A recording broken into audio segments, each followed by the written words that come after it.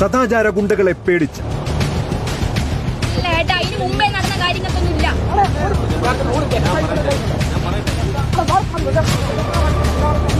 കണ്ണൂർ തലശ്ശേരി സ്വദേശികൾക്കു നേരെ സദാചാര ആക്രമണമെന്ന് പരാതി.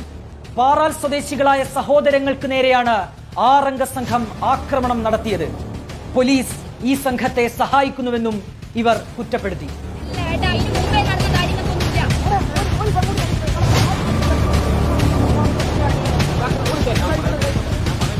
തിങ്കളാഴ്ച രാത്രി 8 മണിയോടെ പുതുച്ചേരി പള്ളൂരിൽ സംസാരിച്ചു നിൽക്കുകയായിരുന്നു രാഹുലും സഹോദരിയായ ധന്യയും.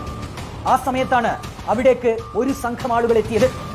സംസാരിക്കുന്നത് ചോദ്യം ചെയ്ത സംഘം ഇരുവരെയും മർദ്ദിച്ചു എന്നാണ് പരാതി.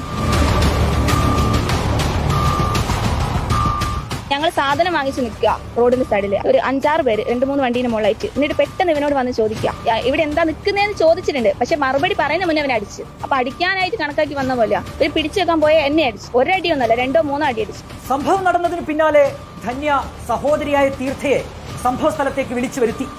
ഇവിടേക്കെത്തിയ തീർത്ഥയെയും സംഘം മർദ്ദിച്ചുവെന്നാണ് പരാതി. മുഖത്തടിക്കുകയും വസ്ത്രം വലിച്ചു കീറുകയും ചെയ്തുവെന്നും ഇവർ ആരോപിക്കുന്നു.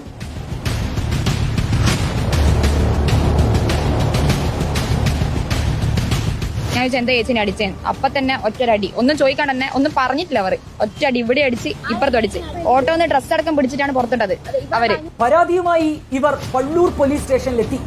എന്നാൽ പരാതി സ്വീകരിക്കാൻ പോലീസ് ഉദ്യോഗസ്ഥർ തയ്യാറായില്ല.